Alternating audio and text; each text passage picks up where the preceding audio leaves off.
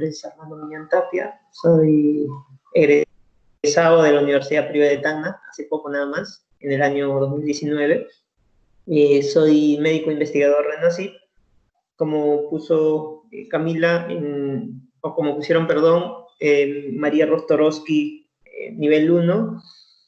Actualmente todavía soy docente en la Universidad Privada de Tacna, en este semestre 2021, y el año pasado tuve la oportunidad de hacer docencia también en la Universidad Nacional Jorge Basadre Groma, en el 2019. Y en el año 2015 fui presidente de en ese entonces se llamaba Socientac UPT, Sociedad Científica de Estudiantes de Medicina, de la Universidad Privada de Tacna, y ahora, pues, bueno, posteriormente tuvo el cambio de nombre. Entonces, esta charla tiene un poco de puntos teóricos muy, muy fundamentales que tienen que quedar en claro porque tenemos que hablar el mismo idioma, y experiencias personales, más que todo orientados a la publicación científica. Bien, sin más preámbulo, vamos a comenzar. Entonces, estos son los objetivos, como les dije, que vamos a ir desarrollándolo poco a poco: beneficios, limitaciones y las experiencias personales. Entonces, comenzaré con este meme, ¿no? He escuchado mucho la palabra o esta frase de publicar es fácil. Yo te puedo publicar tu artículo, tu trabajo, es fácil. Y realmente no es así, ¿no? Por todos los motivos que vamos a ver, en realidad con la práctica se va desarrollando estrategias para hacer de que esta publicación sea más corto el periodo editorial, pero mucho depende también de la revista. Se desarrollan las investigaciones con mayor rigor metodológico, por lo cual las revistas nos pueden observar con revisiones menores, revisiones mayores, y vamos a desarrollarlo, ¿no? Como van a ver. Entonces, no es cierta esta frase de publicar es fácil. Tiene todo un proceso que lo vamos a ver, y es importante que sepan, no es fácil, pero no es imposible, ¿sí? Entonces, así, y les voy a contar la experiencia personal, ¿no? Así lo envías, estando joven, y lo publican, ¿no?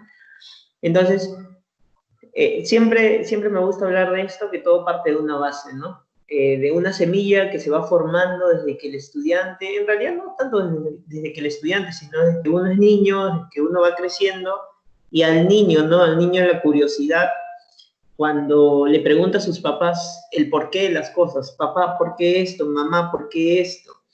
Y poco a poco se va apagando esa llama de la investigación, cuando los padres, por motivos, tiempo, laborales, desconocimiento, etcétera, X motivos, relevan ese satisfacer las dudas, la curiosidad, porque de eso parte la investigación, de esas dudas, de esa curiosidad del porqué de las cosas, de preguntarte el porqué de las cosas. Entonces, todo parte de la base desde una buena formación, desde los primeros años en realidad, o desde que comiences a tener el conocimiento, las estrategias para poder desarrollar un artículo, una carta al editor, un caso clínico, y con esto puedas publicarlo. Entonces, acá este meme, ¿no? A propósito de la nueva canción de J Balvin con Taylor. Entonces, y aquí es donde viene mucho el guía, el asesor, el tutor, el formador, el docente, etc. Entonces, muchas veces en el proceso, en la curva de aprendizaje, nadie nace sabiendo, nadie lo sabe todo, nadie lo sabemos todo, ¿no? Ninguno de los presentes, en ningún lugar del mundo lo sabe todo. En realidad es un proceso de aprendizaje que se va haciendo conforme uno va avanzando, va creciendo, va haciendo el proceso ensayo-error, ensayo-error, ensayo-error, y va mejorando. Entonces, cuando ustedes estén frente, porque en algún momento van a estar al otro lado, así como en esta oportunidad me toca estar a mí, ustedes también lo van a estar. Entonces, siempre recuerden esto, de dar más que un rechazo alguna idea, algún tema. Esto no solo es válido para investigación, para todo en la vida.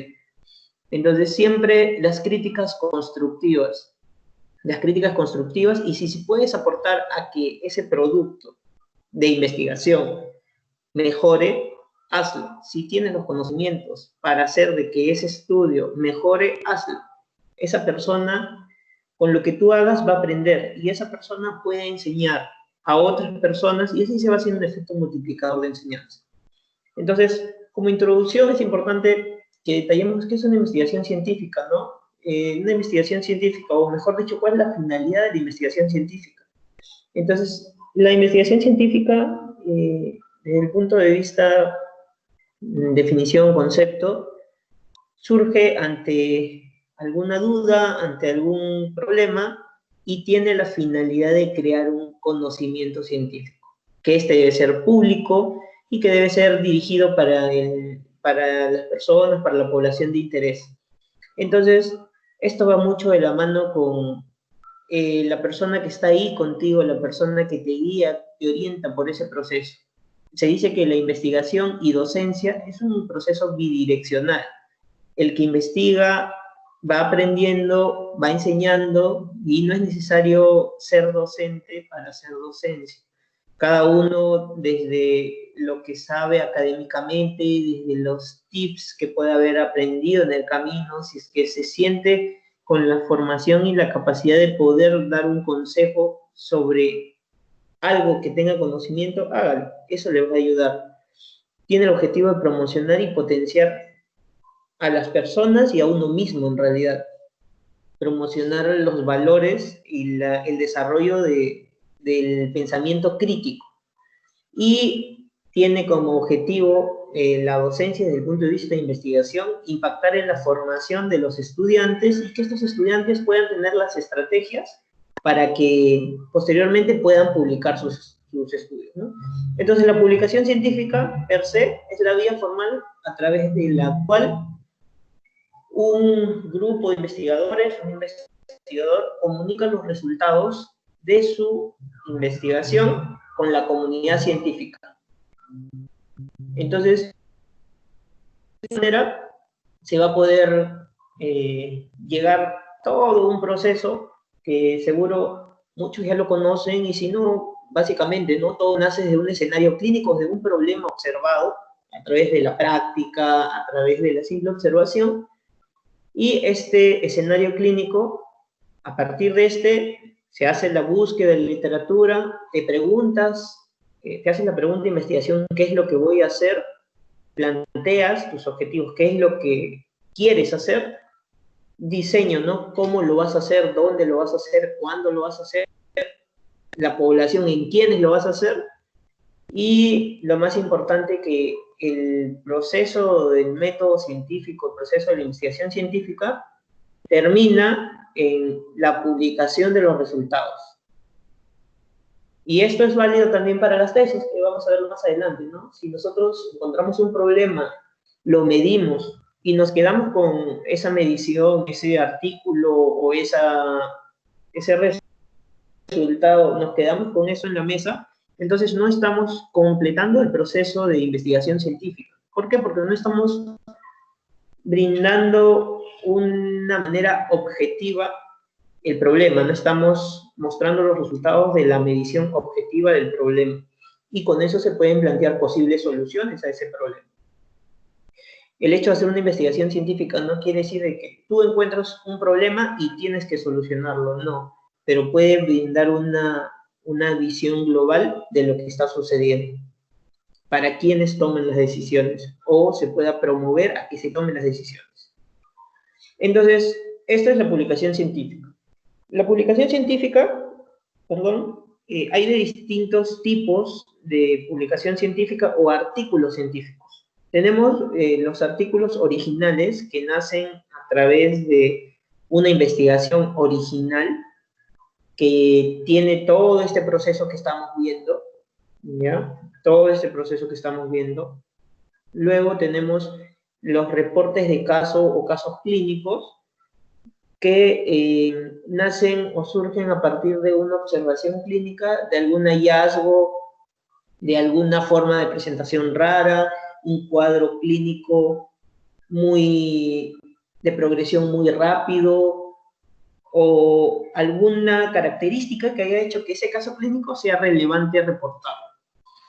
Sí, tenemos las cartas al editor, que tenemos cartas, por decir así, de opinión y cartas científicas. Estas cartas al editor son un punto de vista de un equipo de investigación hacia algún tema en específico, ¿no? Hacia un tema en específico que también es una publicación válida.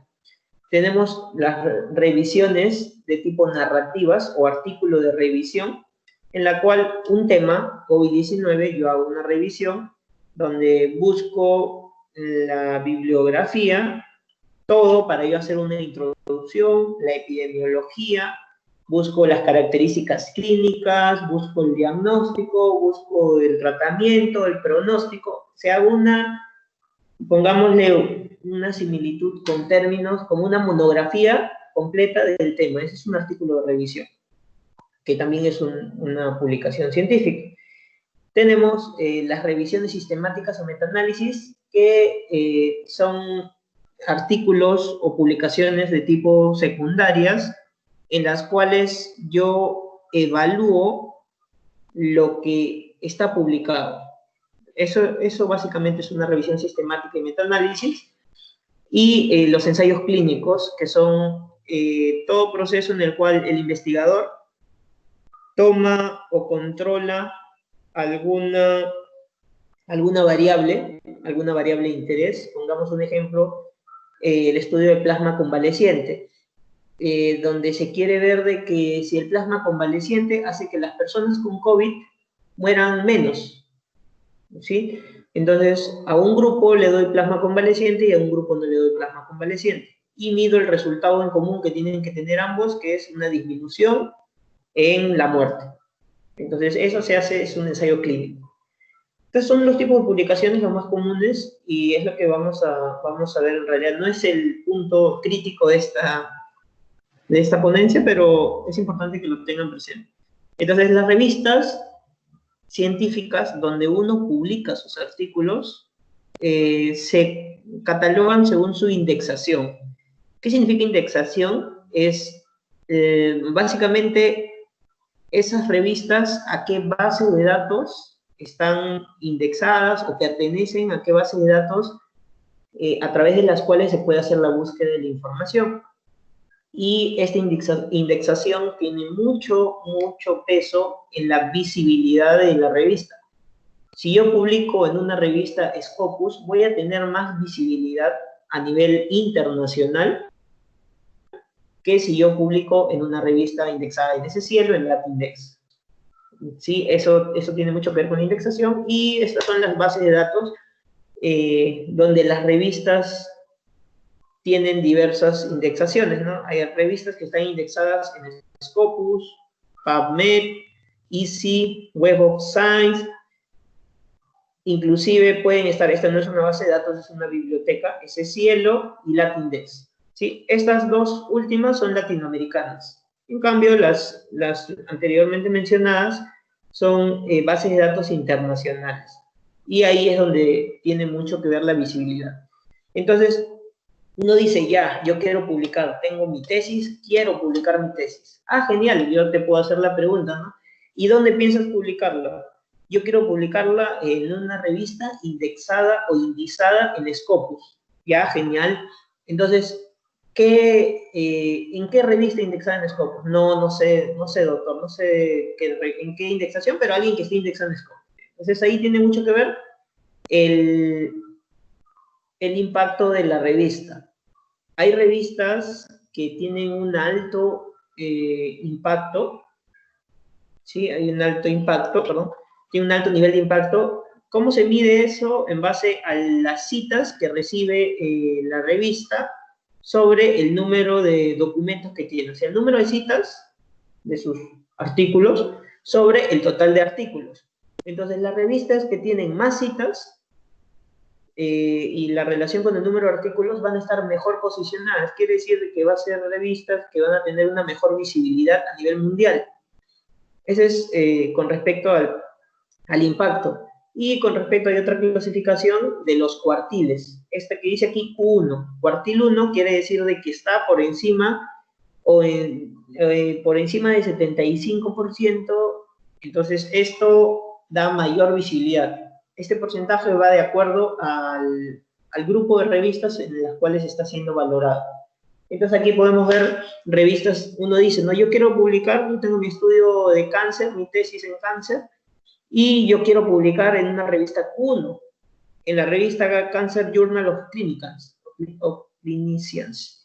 Entonces uno dice, ah, ya, qué bueno, ¿no? Es bueno ese pensamiento de querer publicar en una revista Q1, cuartil 1, genial. Entonces, uno se pone a pensar y dice, pero ¿qué debo tener o qué debe tener mi trabajo, mi artículo, para que yo pueda publicarlo ahí? Entonces, y ahí viene el rigor también, el proceso editorial, que vamos a verlo en la siguiente. Y este H-index, que se lo puse aquí arriba, significa el número de citaciones según el número de documentos que tienen los autores, básicamente.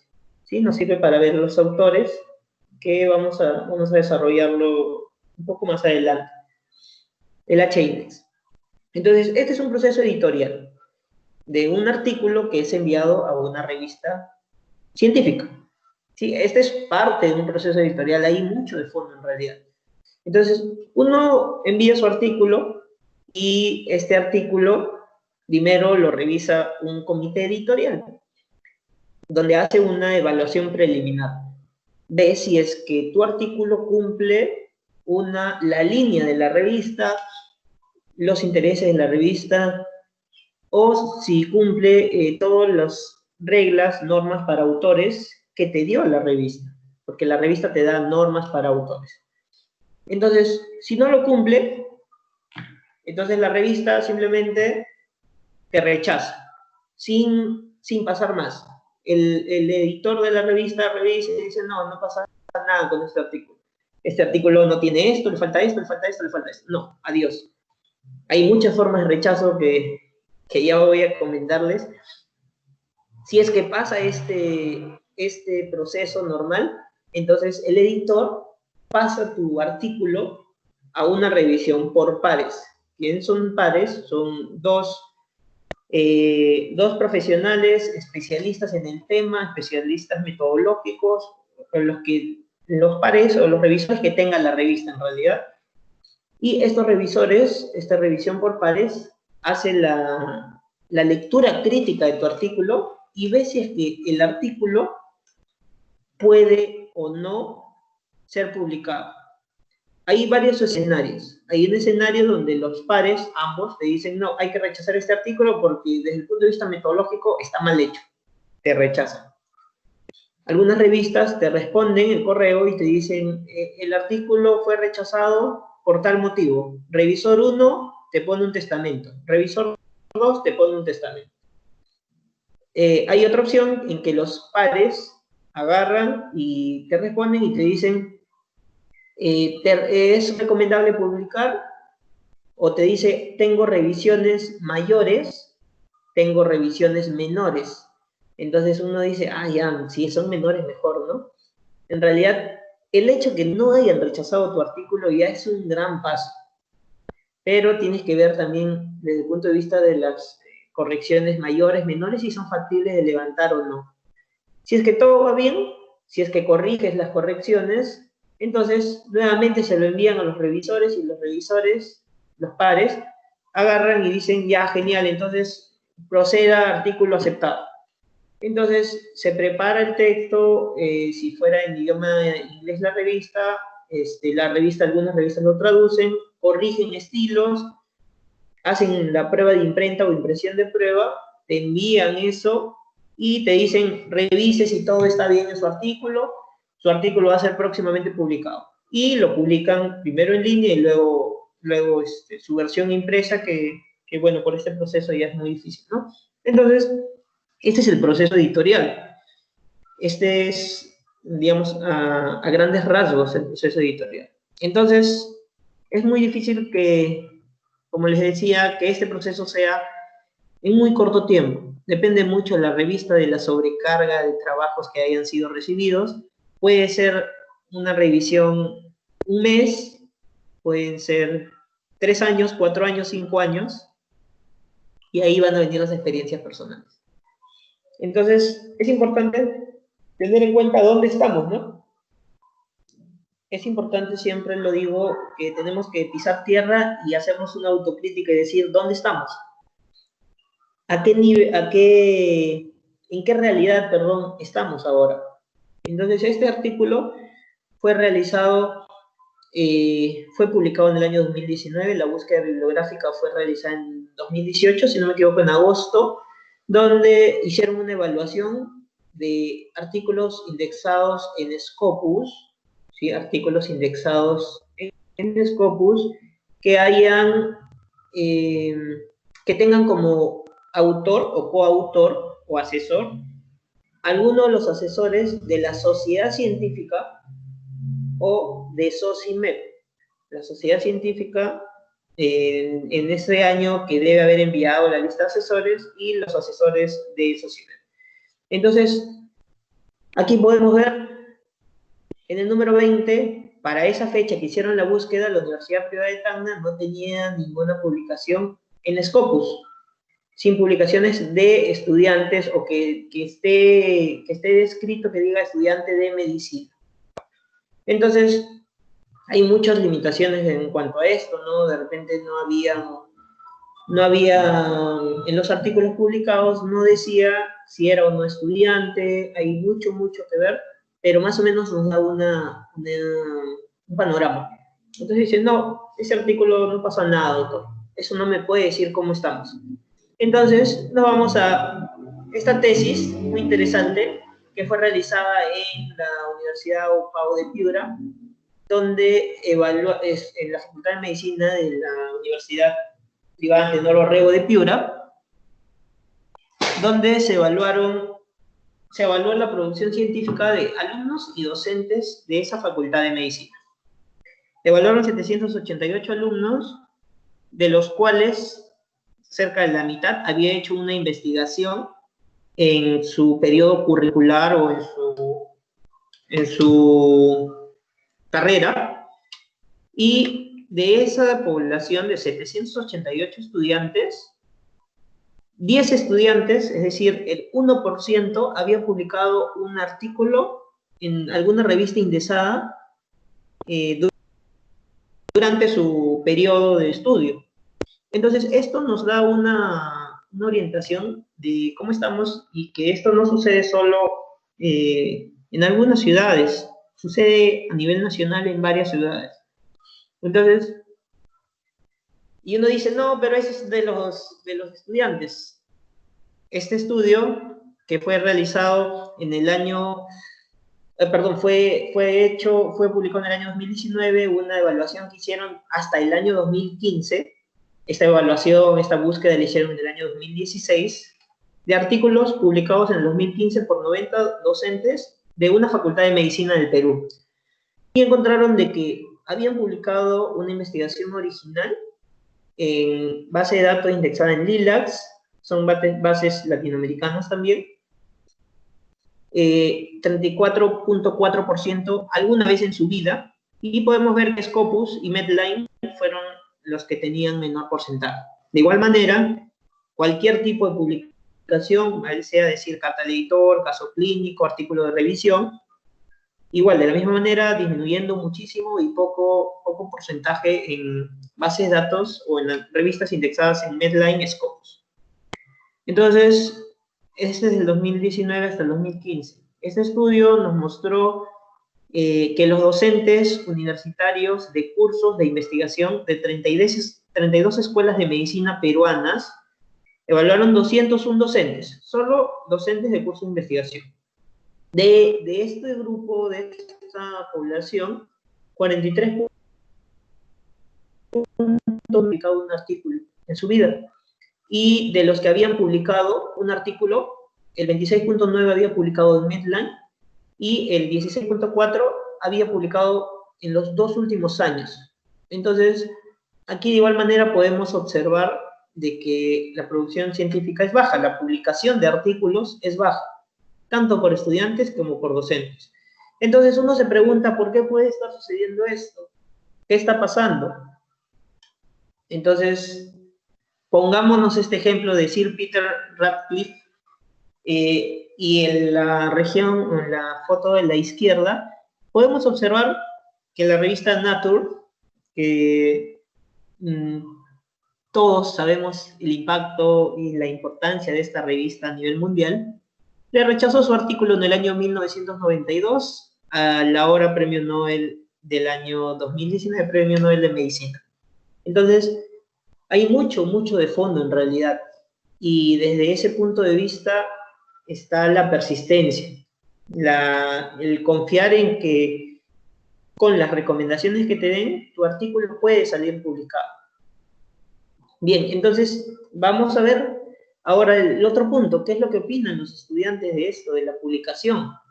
Entonces, este estudio realizamos, fue publicado en el año 2017, y encontramos de que un gran porcentaje de estudiantes de medicina a nivel nacional creían que todo médico debe realizar investigación. Sin embargo, al preguntarles cuántos habían realizado investigación, menos de la cuarta parte había realizado una investigación. Y uno más adelante entraré en investigación. De hecho, también se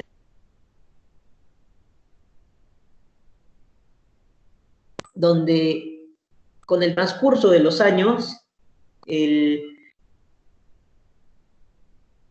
interés hacia la investigación, el interés hacia la investigación científica disminuye. Entonces, eso de más adelante entraré en investigación es, como decirlo coloquialmente, es cuento chino quizás, o en algunos sí va a suceder, ¿no? Pero es importante, entrando a una de las diapositivas que hemos conversado al inicio, de que todo inicia desde la base, todo inicia desde la formación y la mentalidad que tú vas adquiriendo. Entonces, los estudiantes consideran que es importante publicar en pregrado. Un gran porcentaje de los estudiantes, por no decir casi todos, saben que es importante publicar en el pregrado. Entonces, ¿qué motivación? Están motivados. ¿Por qué, por ejemplo, en este estudio, por qué los estudiantes hicieron investigación? Por motivación propia principalmente. ¿Y por qué consideran importante investigar? Porque se forma una cultura de investigación, y esa es una respuesta muy acertada en realidad, porque tu mente cambia, tu forma de pensar, tu forma de leer, tu forma de ver las cosas cambia mucho con la investigación científica. Sí, esto es lo mismo que hemos visto hace un momento, y aquí, por ejemplo, podemos ver de que igual, ¿no? Un estudio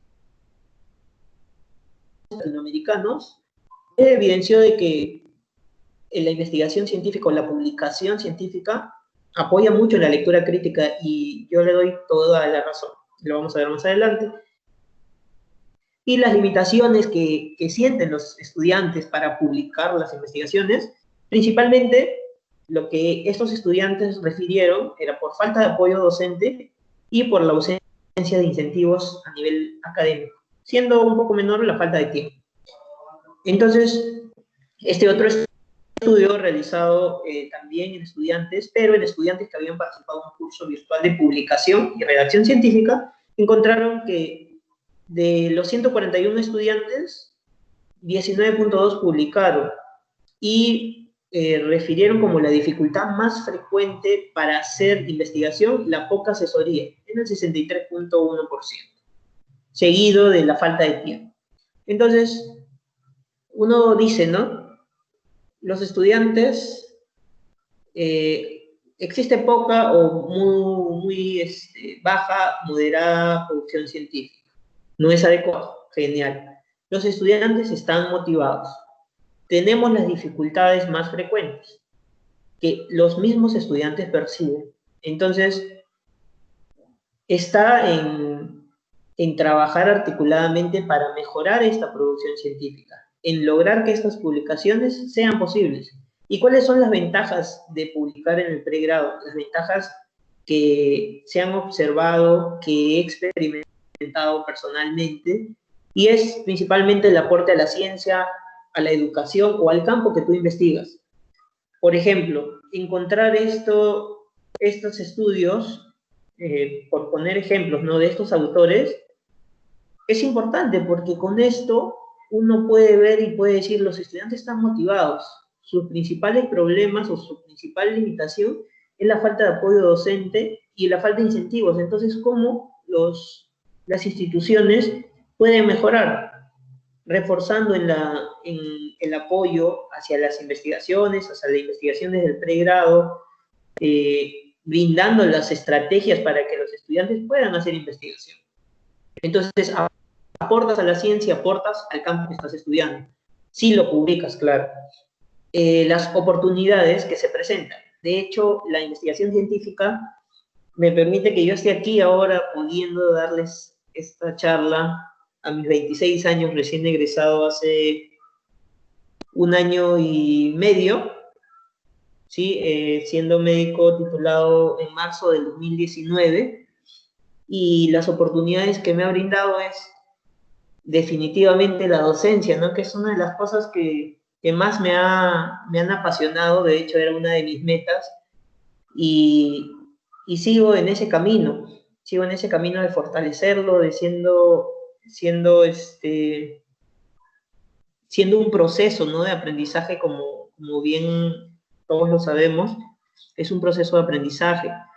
Entonces, las oportunidades es que te abren muchas puertas, no solo para ello. Gracias a la investigación, gracias a mi CV que pude hacer en el pregrado, pude hacer mi internado médico en un hospital nacional en Lima. De hecho, eso pesó bastante en la evaluación curricular, porque te genera currículum y eso también te ayuda. Ampliar conocimientos definitivamente, porque cambia tu perspectiva totalmente. Y yo siempre lo recuerdo desde el año 2015, porque todo surgió en realidad gracias a la sociedad científica, ¿no? La sociedad científica, y está demostrado en estudios, que forma una cultura, una mentalidad distinta enfocada en la investigación en los estudiantes que pertenecen a ellas. De hecho, es un factor asociado a mejor producción, a mejor interés, a mejor realización de investigación, etcétera, entre otros factores. Y me permitió sinceramente ampliar mis conocimientos, ampliar mi visión, salir de mi zona de confort y ver más allá, ¿no? Ver más allá, poder compartir con diversos amigos ahora, compañeros de otras universidades, de otras sociedades, y vamos a ver más adelante que eso puede ser una motivación o puede ser tu perdición. Yo lo tomé como motivación, felizmente. La lectura crítica. Dejas de ver un resumen de un artículo publicado, este es un artículo publicado en JAMA, cambias totalmente de solo ver los resultados de una investigación o de un resumen y te vas a ver cómo lo han hecho, y no del resumen, sino de la parte metodológica. Y eso tiene mucho que ver con la lectura crítica. Yo no puedo concluir o yo no puedo dejarme llevar por un resumen o los resultados de un resumen cuando yo no sé cómo lo han hecho. De hecho, ahora, en esta situación, en este contexto, es vital de que hagan una lectura crítica de los artículos publicados. Entonces, eso les va a permitir poder redactar, poder saber qué redactar, y leyendo artículos les va a poder permitir redactar mejor, saber qué es lo que debe ir en sus investigaciones. Y va de la mano con la medicina basada en evidencias. Reconocimiento definitivamente. La investigación científica me permitió poder hacer mi tesis como investigador, trabajando con el jefe del departamento de emergencia, mi gran amigo, el doctor Orlando Vargas, y quienes lo conocen saben, ¿no?, los conocimientos que tiene el doctor. De hecho, fue más que satisfactorio el poder realizar mi tesis ya conociendo, ya inmerso en el mundo de investigación, y poder aprobar mi tesis con felicitación pública. Y de hecho eso es un reconocimiento muy bonito que te da esa fortaleza y que te da esas ganas de querer superarte más, de querer prepararte más, de querer aprender más y de seguir adelante, ¿no? Y lo más importante es de poder compartir lo que sabes, lo que has aprendido con otras personas, poder darle la mano para que puedan desarrollar sus investigaciones. Y la experiencia, definitivamente. Como converso con los chicos que asesoro o que estamos trabajando en equipo, la experiencia de poder hacer, ¿no? Aprendiendo haciendo es una forma muy, muy importante de poder desarrollar tus investigaciones. Entonces, gracias a la investigación, actualmente soy médico investigador calificado por Concitec y de hecho vamos avanzando en ello y qué bonito, ¿no? Es una satisfacción poder ver tu perfil, por ejemplo, de Scopus, lo que vimos en las revistas, tu perfil de Scopus, tu afiliación, poder ver tu ORCID, que es como un DNI electrónico, donde puedes ver toda tu información laboral, tu información científica, todo ese tipo de información, y todo esto es posible, y es posible hacerlo desde el pregrado. De hecho, el 80-90% de mis publicaciones son en pregrado, han sido publicadas en pregrado. Han venido otras y están en camino otras que fueron desarrolladas en pregrado. Como les dije, el proceso de publicación es largo, no es en realidad tan fácil como parece. ¿Se puede? Sí se puede, pero es todo un proceso. El ver, ¿no? Tu nombre como autor de una publicación en una revista, Q1, en un cuartil 1. De hecho, es una de poder tener este artículo, ¿no? Este y otros más en revistas Q1. Y bueno, muchos una vez, bueno, hace un tiempo me preguntaron, ¿cómo has publicado en Q1? En realidad el proceso duró aproximadamente 7 meses, entre 7 y 8 meses, el proceso de revisión. Después vino esta revista, tú envías tu artículo, te pasa el proceso editorial y si es aceptada tú tienes que pagar para que sea publicada, porque es una revista, como ven aquí en la mano izquierda, Open Access, acceso abierto. Entonces, tienes que pagar. ¿Cuánto? Es aproximadamente más de $1000 que se paga para que tu revista sea publicada en este tipo de revistas, Q1. Igual es, si quieres yo quiero que mi artículo salga publicado en JAMA, en New England, hay que pagar para que sea publicado en esas revistas. Solo si es aceptado. Entonces, este tipo de cosas te motivan, ¿no? Te reconfortan y te motivan a seguir adelante. ¿Qué limitaciones hay para publicar, para investigar? Muchas barreras administrativas que afortunadamente se están superando. Como en algún momento, en mis tiempos de pregrado, había la dificultad de acceder a un comité de ética en investigación, que de hecho se ha ido mejorando y actualmente la universidad ya dispone de un comité de ética activo de investigación donde se deben pasar todas las investigaciones. El proceso editorial, como les decía, que puede demorar bastante, hasta 5 años puede demorarte, ¿no? Y de hecho lo hemos experimentado con un artículo. Los costos económicos, como les dije, publicar en una revista de alto impacto cuesta, pero la visibilidad que alcanza esa publicación es mayor, es alta. El tiempo, ¿no? El tiempo, porque de hecho las labores asistenciales o tienen que ir de la mano con este trabajo en investigación. Entonces, muchas veces el tiempo es un factor limitante para poder publicar tu artículo, para poder tu artículo que lo tienes hace 2 años, 3 años, no poder publicarlo por falta de tiempo, limitaciones muy importantes en el tiempo. La poca experiencia, que en realidad eso se gana con la práctica y con la asesoría, la falta o poca asesoría, que es algo que se ha visto, que se ve, pero es solucionable. Buscas asesores, buscas personas que te puedan orientar, guiar, apoyar en todo el proceso. El rigor metodológico, que esto sí es vital y me gustaría subrayarlo, no sé si lo puedo resaltar acá. El rigor metodológico. Si a mí me preguntan, quiero publicar mi tesis, entonces hay mucha pregunta de fondo, el cómo se hizo tu tesis. Una de las preguntas claves, si tu tesis fue realizada en personas, en seres humanos, ya, genial. Tuvo aprobación del comité de ética, entonces muchos preguntan, no, que tenía que tener eso. Entonces, toda investigación científica, si tú quieres, no si tú quieres, toda investigación científica tiene que ser evaluada y aprobada por un comité de ética. Toda investigación científica. A no ser de que sea una investigación, un análisis de base de datos secundarios, que no es necesario. ¿A qué me refiero con análisis de base de datos secundarios? A, por ejemplo, análisis de información pública, datos del INEI, datos de ENDES, datos de Cisco, por ejemplo, Ciscovid nacional, o datos que estén públicos para todos.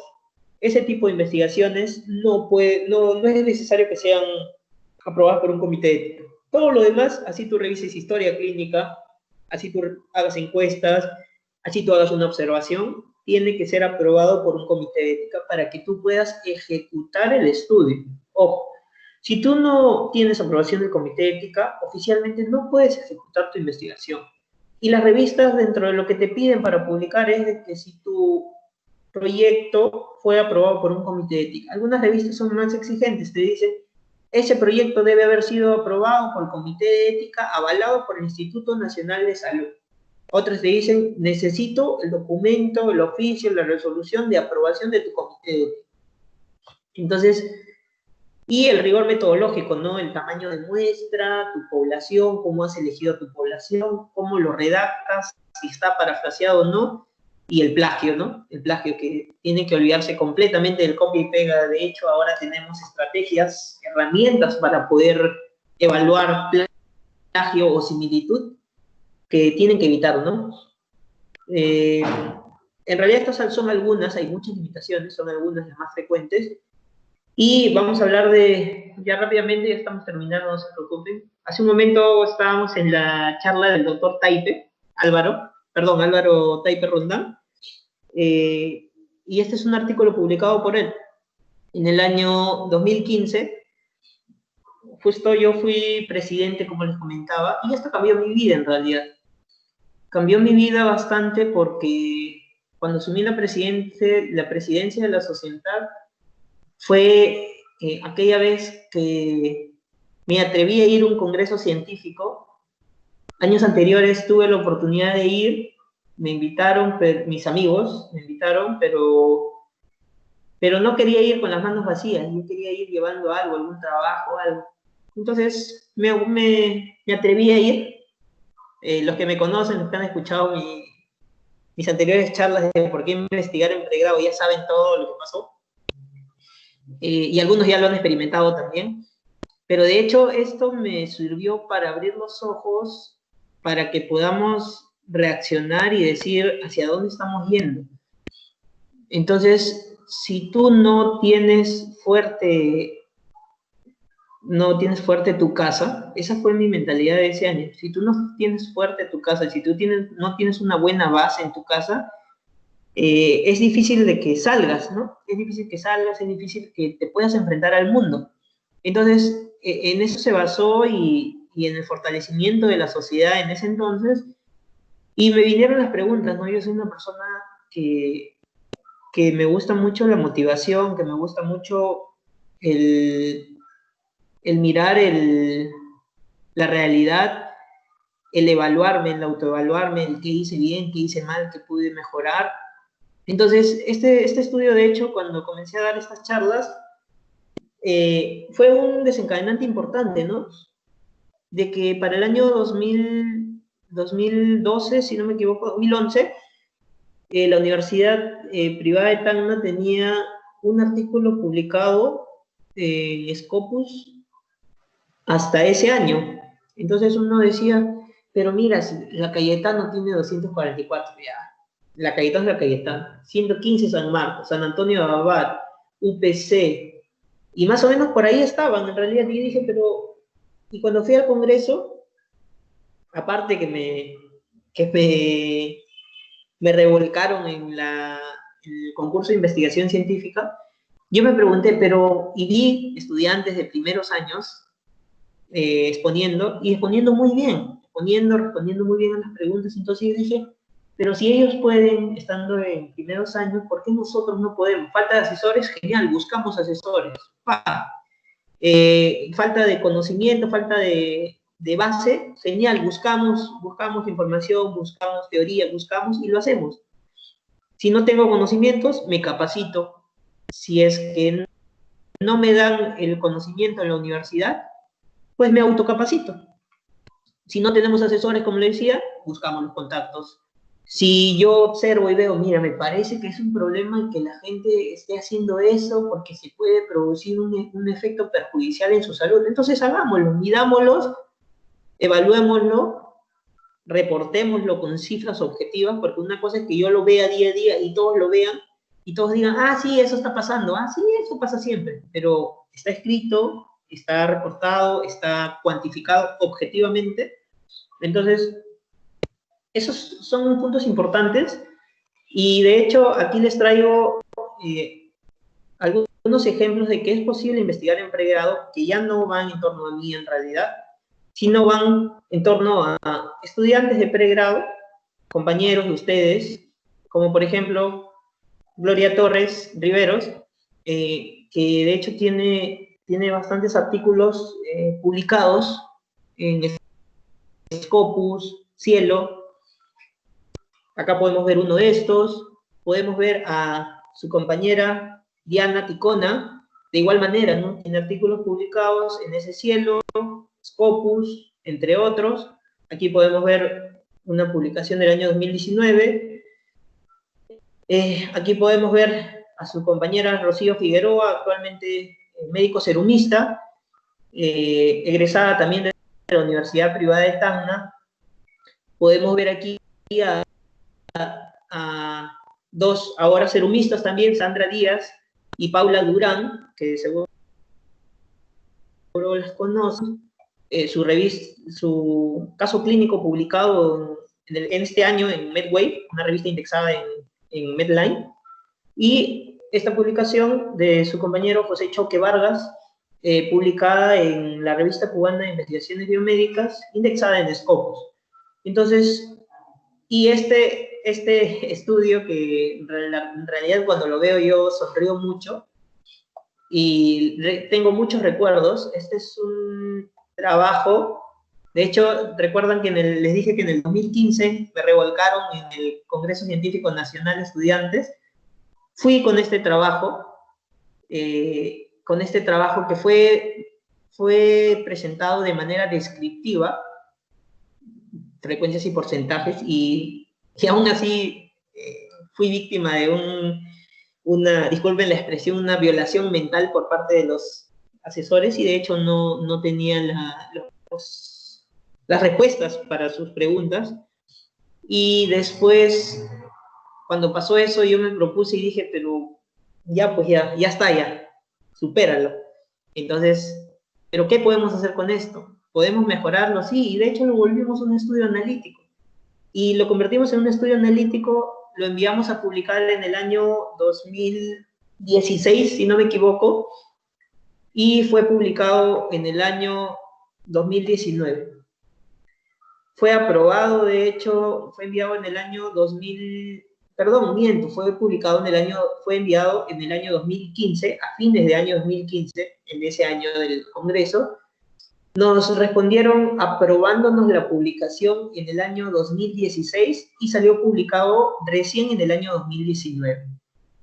Y bueno, este es un estudio también donde participan estudiantes como Gloria Torres Riveros, Sue Torres, Edgar Alfonso Hualpa, y es en realidad muy reconfortante poder pasar todo este proceso que se aprende, en realidad se aprende mucho, Entonces, yo les propongo que se hagan esta pregunta, ¿no? ¿Hacia dónde está yendo cada uno? Cada uno, si bien tiene sus metas, cada uno, si bien tiene su mentalidad hacia dónde quiere llegar, mi propuesta, mi forma de pensar es plantearte, ¿no?, metas a corto y a largo plazo. Y de hecho, la historia de la vida, así como la historia de la enfermedad, cambia mucho, pero si tú tienes bien planteado hacia dónde quieres ir o cómo te ves de acá a un par de años, puedes trabajar en esa vía con el objetivo de llegar a tu meta. Entonces, les dejo esta pregunta para que ustedes mismos se la hagan y, bueno, agradecer por la invitación a los chicos de la Sociedad Científica de CESMED y por la confianza, ¿no? A propósito de este tema, de esta charla, dejarles este mensaje, ¿no? No importa que tengas todos los títulos que tengas, que seas, no sé, investigador, que seas docente, que seas primer puesto de tu año, que seas el top, cualquier rango, título, conocimiento que tengas, nunca te olvides que lo más importante es quién eres, cómo eres y lo que hay en tu interior, ¿no? Y esto es importante porque tengas lo que tengas, nunca hay que descalificar a ninguna persona. Y es más, si es que tienes la oportunidad de enseñarle, hazlo. Y si tienes la oportunidad, todos aprendemos, de todas las personas podemos aprender. Entonces, ese es mi consejo que les dejo como mensaje final. Y cuídense bastante.